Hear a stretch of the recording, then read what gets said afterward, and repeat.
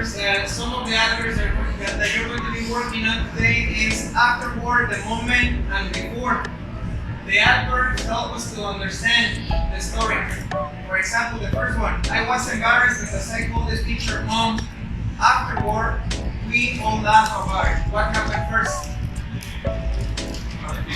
Yes, we first called the teacher mom, and then afterward, we laugh.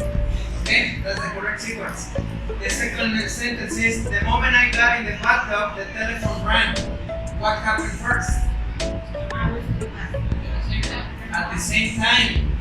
Both actions happen at the same time. The moment. Okay?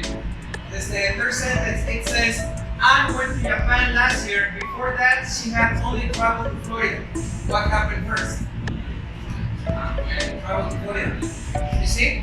So the idea of using adverbs help us to understand the sequence of the story. Okay?